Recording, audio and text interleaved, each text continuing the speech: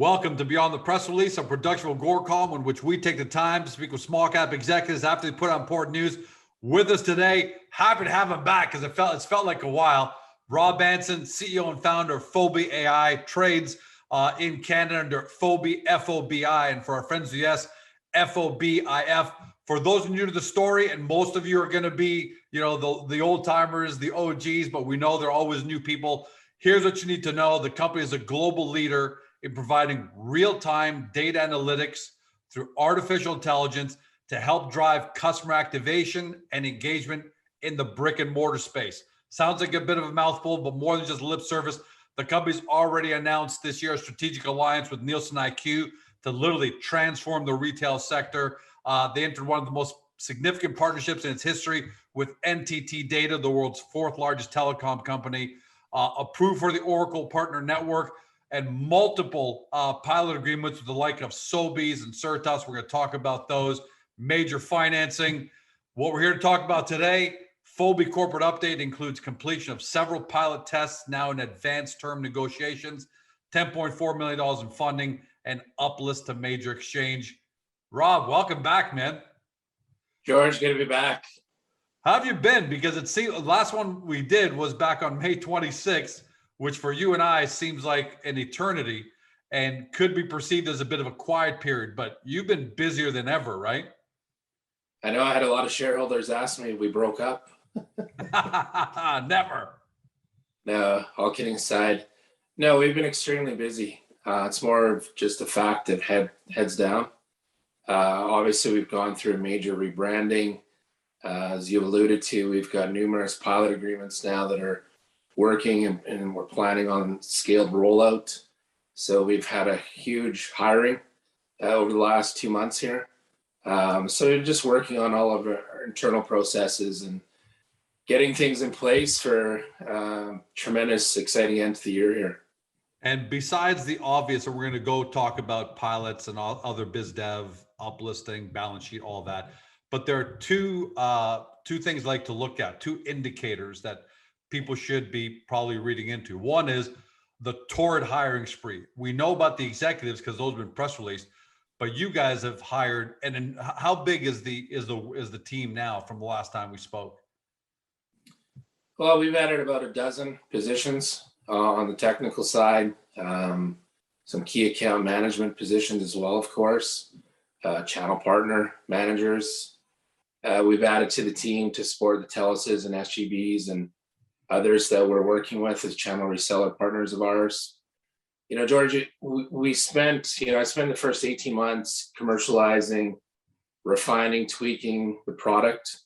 That was the key thing to me, is to build a pipeline that was supported by a product that could truly scale. We've already demonstrated the ability to scale globally, which we have. Now I've had the benefit here from putting together a world-class team. I mean, when you look at where Tamer came from and Jolie with NTT Data, the two of them, Ian from Epson Japan head office, Richard Lee, of course, Nielsen IQ says wonders, as I worked with him for 8 months on our negotiation with Nielsen. But for me now, it puts us in a position of comfort and execution.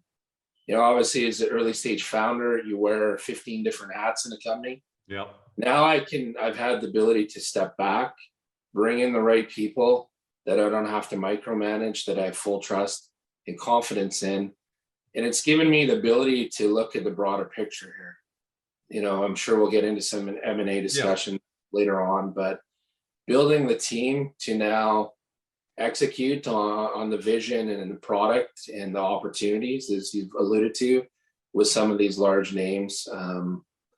It's been a very, very pleasurable experience over the last 6-8 weeks here, is to watching this all unfold. And I like that as an indicator, because you can think anything you want about a company, any company, not just Fobi, from the outside. But when it's on a torrid hiring spree, companies just don't go spending that much money adding on payroll because they feel like spending money. There's a reason.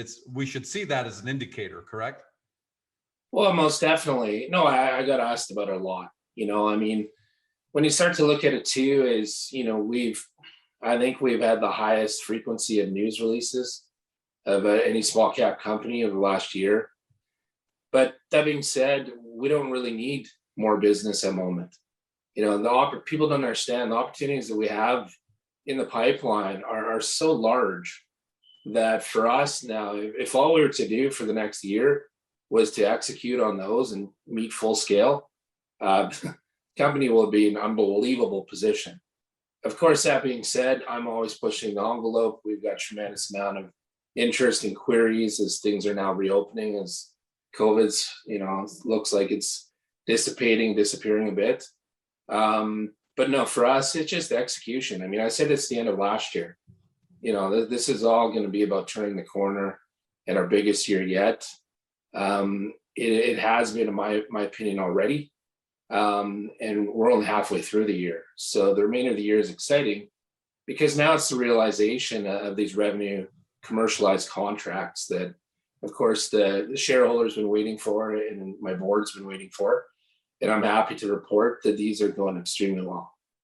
And the second indicator is money talks, BS walks. And you've invested over $750,000 of your own money. I think that's year to date, including $350,000 in the last private placement. That's another indicator that you're not just talking the talk, you're walking the walk. Yeah, most definitely. I mean, for going back 5 months, whatever it was now, I look for value. I'm an investor as well. Obviously, I've got a great deal already, millions of dollars already put into this. But for me, no, I pick and choose spots as well. I mean, it's an absolute steal where we've been. Obviously, coming off our financing, I think we saw a little bit of overhang, of course, and the odd short position trying to take a swing at us. But coming out like news today on a Friday it's a risky business. And like I said, I'll just sit back and wait and pick them off one by one. We hit this at 35, we hit it at 75, we hit it at $1.35, and once we broke through the short, we went to 297 literally, I think it was 6 weeks. I'm anticipating the same thing here. Very short future. I anticipate we'll break the short again and we'll recognize new highs. All right, that's exciting to hear. So let's talk about some of the reasons of why that may happen, because this always happens with business fundamentals. Obviously, the things people want to hear about first are the pilots. There's a number of them, but maybe we'll focus on Sobeys, Certas, and TELUS. As specific as you can be, because we know you're handcuffed from being too specific. How well are they going? How happy are you with the levels of execution? More importantly, how happy are they with the levels of execution? Oh, very well, because it's the same side. We started with one application, if you will, on many of these fronts, and obviously I'm not going to get into each and every one of them, but you check the box, and then it's, hey, what else can we do to add value here? How can you help us with our business objectives for the remainder of the year and more importantly next year? So we've actually built on the fly new product offerings based upon Sobeys and TELUS and others' requests or needs, if you will, which speaks a lot to Tamer and our tech team. We have an extremely powerful team now, and obviously led by someone as experienced as Tamer is extremely exciting and comforting as well. So when we start to look at each one, George, it's really been about not just the credibility of which we're having to get the boxes and go through the hoops, as you say, but it's really now truly becoming more about partnership. It's now is what's next after this, right? And that's the exciting part to me. We're now, as we're looking at, okay, where are we starting? What does the scale look like for the next quarter and beyond? And this is the need for us now, why we've made the hires, why we've ramped up, and why we did the financing. There's a boatload of hardware that's going to be purchased as a result of this. I wanted to ensure that I kept us in a strong position and not caught, looking in the mirror and wondering what happened per se. It's a great indicator, Rob, also that in some of these pilots, and I know you weren't able to be specific in the press release, so we won't be specific here, that you've had partners come back and say, we like what we see here, can we do more?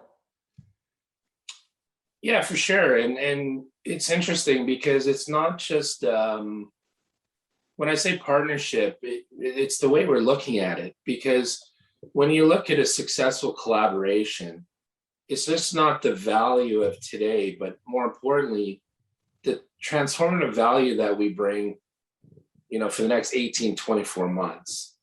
I made a statement back when we did the Coupon Bureau integration announcement and partnership. And I said that would be our biggest means to revenue. And when you look at the model, and we'll be able to share some of this stuff once it's rolled out and some of these other aspects are public.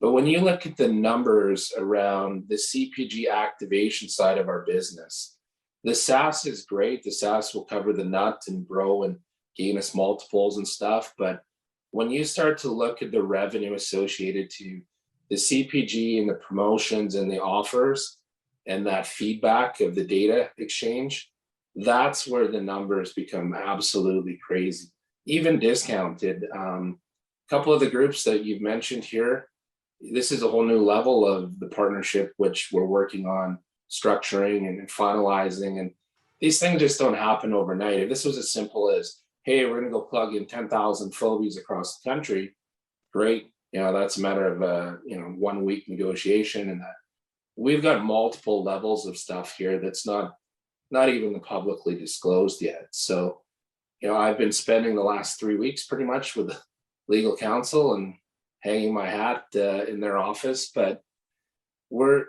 it's exciting to see where not only where we came from, but more importantly, where we're headed. When you say a lot of these pilots are in legal review, I know what that means. You know what that means. Obviously, a lot of people do, but some people don't quite know what the significance of being at legal review means. Maybe you can kind of put some color on that so people understand the stage of where some of these are at. Yeah, for sure. It's understanding the cost of the annual license, if you will. It's all broken down into numbers. I mean, if you look at Sobeys, there's over almost 18,000 lanes. That's a great deal. That doesn't happen overnight. It's great. Here's the commitment to the first scale of the rollout. Here's the cost of the rollout, the management. And as I've mentioned, there's other pieces of the business now that are being negotiated. What does that revenue share look like together? So there's a lot of moving parts. And like I said, it's kind of all going into the blender. Looking to pour that pretty drink here pretty quick. And I'll ask the devil's advocate question, but because I think it's prudent, I need to ask: have you had any failures in any of these pilots? No, the only challenge we've had was COVID. I mean, understandably, a lot of our deployments were in the UK, and they were much like Ontario. Seems like you guys were in shutdown for a great deal of time here, but no, that was our biggest challenge. Now that once the technology was in and everyone saw the results and benefits, that's when the smile, came on the face, and we began to discuss, more of, great, here's what we did for you here, but take a look at this, right? It's all about, for us, getting your foot in the door. The hardest thing in business, of course, is taking your idea, creating a commercialized application, and getting that first meeting and getting that first client. Our case is not, our challenge is not getting the client and getting the business. Now it's become the point of value of which we bring to the organization from a transformative solution aspect. I can't wait to hear the specifics, because I got a feeling I can't ask you much more. But it sounds like the pilot's going great, and we're going to have some news in the near future, I guess, or in the not too distant future. Let's talk about other. George, too. Sorry to interrupt you, but no. There's a lot of things. I said, when you start to recognize the value of our tech team and what Tamer has brought to our team, there's a lot of product integrations with other groups that we'll be announcing in very short order. For us, it's now about automation. I said before the last 3-6 months, real time, real time, real time. Now it's about automated onboarding and billing and all these processes. Much like we did with Vend, we're about to unleash that with multiple different large point of sale and loyalty companies. All right, and that's actually where I was going next, which is let's talk about other biz dev. Yeah. How's the being as specific as you can be, and I know you can't be too specific, but how has the pipeline been filling during this, quiet period that you guys have, this quiet period you guys have been in? Well, if you ask Mike Cannavaro, he would laugh if you said quiet period, because he literally is 24/7. With the Passcreator acquisition, the Passcreator and the Fobi AI capabilities transcends it to a whole new dynamic level. So there's a lot of projects in Europe that we've been working on that we'll be able to speak about very shortly. At home here, of course, with everything reopening, all of a sudden the US college and schools and stuff is a big part, because a lot of the states, there has to be the verification of student digital ID is one big request we're getting. But more importantly now, the vaccination certification is playing a big part of it, we're seeing as well. So it's there's no quiet period. That's not our challenge. The luxury that I have today is to be able to sit back, to be able to look at each opportunity that I'm presented with and look at, okay, great, here's GeorgeCom, here's the size of the opportunity, here's what the technical debt's going to be for us. Is this something that we're going to go after? I mean, I'm, have that luxury now from a technical team side to be able to say, yep, let's go after it in a sprint, which is 2 weeks for us. We're ready to go. But from a business standpoint, a revenue now standpoint, we can't do everything, of course. So I've been, the last 6 weeks here, really focused internally on where we're headed for the remainder of this year, but more importantly, setting up already for next year. And it's a path through automation and scale of our business development pipeline. And we'll be announcing some very exciting channel partners that takes us to a whole new level globally, not just here in North America. Wow. Okay. Can't wait to hear about that. Nice little teaser drop there. Speaking of setting up for the future, there's two kinds of setups. One is the business side, and you've talked really in detail about that. The other is the capital market side. And the two things I kind of see, and correct me if I'm wrong, that I'm kind of putting together is the balance sheet strength, the recent raise, and and your update on the uplist, which you believe is going to take place in Q4. So is that a big reason? Is the uplist and the balance sheet, it's almost like they're working hand in hand. The uplist and the balance sheet are there to support the business, but at the same time, your belief in where the business is going is the reason why you need to keep planning for the uplist. Yes, both hand in hand.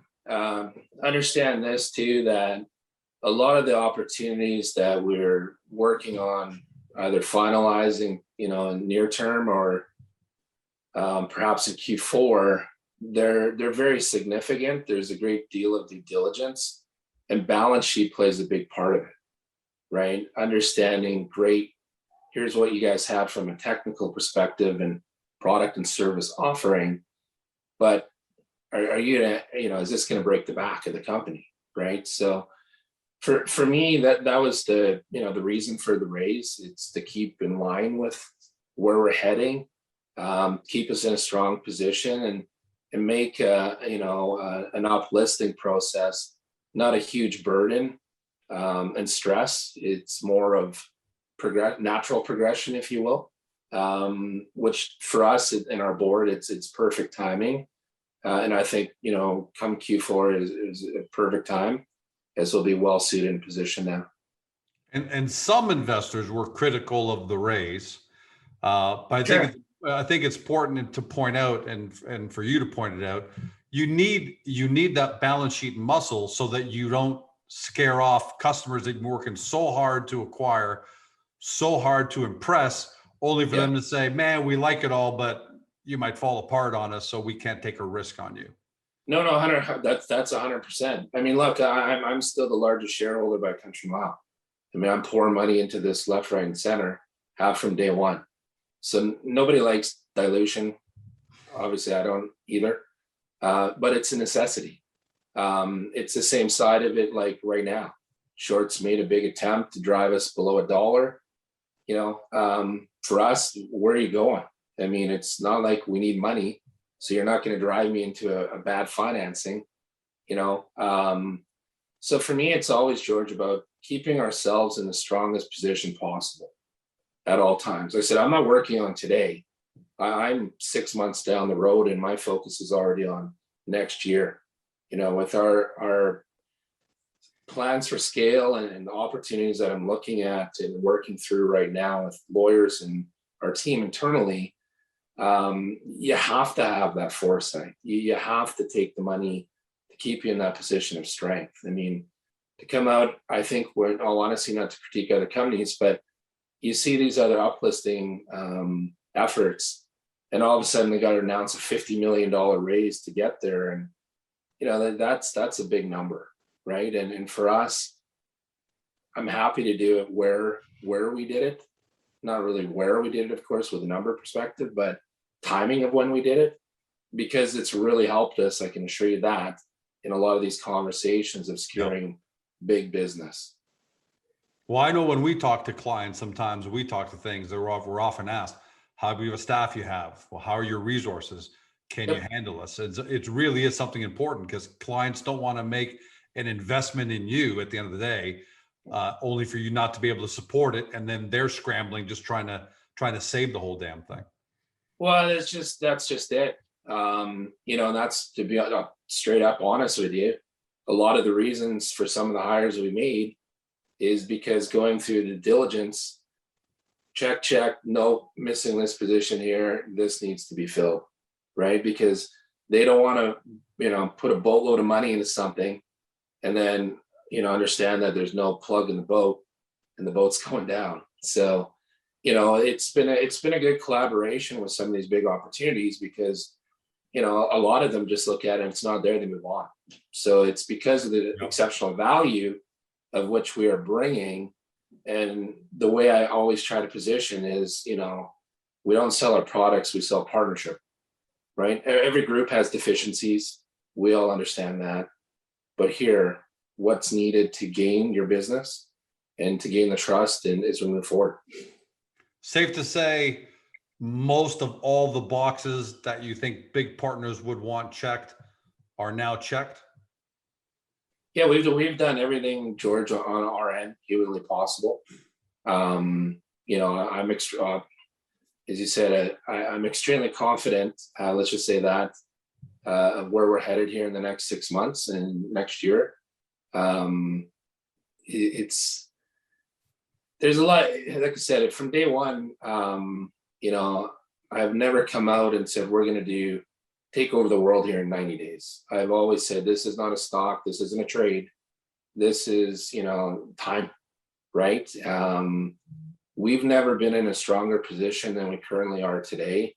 You know, understandably, a bit of the short pressure we've seen and perhaps overhang from the finance and whatnot. The last, you know, I think it was 9 days we were down in a row. You know, that does not reflect the value or of the company, right? It's like Jeff Bezos said, the stock's not the company and vice versa. You know, so for me, I don't get panicked in these situations. Like I said, I've had a great deal of people that reach out, and, you know, most of them just want to understand the sun's going to come up tomorrow. And, you know, you explain them the fundamentals of the company. And like I said, if you invested, whether it's $2 or 7 cents, company's never been in a stronger position today on all fronts. So I don't get worried by it. I just see it as opportunity. And every tech company goes through that. I don't care. Every growth company, if you look at Tesla, Netflix, Apple, they've all gone through that. I remember back in 2012, Apple went up to $750 a share, and within 6 months is at $315 a share, and people were running around with their heads cut off, right? So it was like Amazon. People forget Amazon went from $128 to $6 overnight. Literally overnight. right? When the tech boom crashed. So it's timing, right? I mean, we're in the middle of a acquisition negotiation right now. And that was one of their questions. How come the stock price has gone down over the last 3 months? Well, stocks don't continually go up, right? It's we had a pretty big consolidation for quite some time at $1.60. Obviously, we all know what happens during finances, right? They get the number they need to fill their interest in the book, and you're left there to rebuild it up, which I'm full confidence will be in a very timely fashion. But it's just that it's for me, the proudest moment is the team that I put together. For me, the next, I think, level will be announcing these commercialized deals, because it gives the investors the ability to understand now each and every revenue touch point of our contracts. SaaS is one piece, annual license is one piece. When people truly understand the size and scope and magnitude of this digital promotion with Coupon Bureau and others, this is where this goes to a whole new level. That's when gonna be exciting. That's gonna be exciting. That's to see that breakout when you can give it to us. That's everything I've done for 5 years is for that moment, right? And from there, that's where this goes to me to the moon, as they say, because not just from a share price, but the investors will truly understand what they have invested into here, and more importantly, what that means for next year. Last question. When we did our last big corporate update at the end of 2020, and 2020 was a fantastic year, including NTT Data and TELUS that had been happening Q4 there. And we all were really excited about what was happening. You said that 2021 was going to surpass 2020 by a couple of magnitudes. Are you still feeling that way? And is it too early for you to think that 2022 might surpass 2021 by a couple of magnitudes also? Well, not even close. I mean, it is not even close. George, let's get real here. It's easy to tell a story. Well, not easy, but a lot of companies tell a great story. It's very, very hard to build something that's truly scalable. And for us, we had that luxury of the product. We had the luxury of the story and the interest of all these great partners and pilots and whatnot. But the team is everything. Without the team, there's no ability to execute on a story, on a product, or anything. Now that I have the team to do all of this, George, this fun. I'm having fun again. That's great. I don't, of course. Because you don't have 20 different hats anymore. You're not the one-man band. You have everyone in place to do what's got to be done. Like I said, this is what's enabled me now to be working on 2022 already, right? Strategically, visionary wise, I knew what I wanted to do. I didn't have the ability to execute it because I didn't have the team, right? This is my biggest excitement again, and why I'm having so much fun is now I'm already on to 2022, right? We're on to the next, as Bill Belichick says. So for this year, it's the realization of revenue and understanding of what, is to come for Fobi, and the value from the revenue and reporting aspect of the remaining 6 months. And it's the positioning. It's the positioning now of the biggest of the best, and where we're headed here for 2022. Can't wait to see what happens next six weeks, 6 months. But most importantly, Rob, thanks for that corporate update, because I think a lot of people really appreciated that. And more importantly, thanks for coming on with us as always to really go beyond that press release and give people even more color and context. I think they're gonna love what you had to say. And let's not take 6 weeks to do the next one. No, it won't be 6 weeks, George. We're back. Yeah. I love it. Thanks, Rob. Thanks for joining us. Have a great weekend. Yeah, have a great weekend. Thanks, George. For those of you who've been watching or listened by podcast on Spotify, Google, Apple, your favorite podcast platform, to Rob Anson, he's CEO of Fobi AI, trades on the TSX Venture Exchange on the stock symbol FOBI, and for our friends of the S on the stock symbol FOBIF. For those of you new to the story and you got due diligence, 2 ways to do it. 1, get to the Fobi profile on the Gorecom. because we know there's a lot of technology and a lot of moving parts here. We give you a good 10,000-foot overview of the company. And then from there, link over to the Fobi website, do your deep dive due diligence, because you've heard what Rob has had to say. And now you got to make your own decision. Just don't say 12 months from now, we didn't tell you so. Thanks for joining us. Have a great day. See you next time. Hey guys, the video's over, but don't forget to help your company by liking it and even leaving a comment below. And then don't forget to help yourself by subscribing to our YouTube channel so you never miss another great Agoracom small cap video.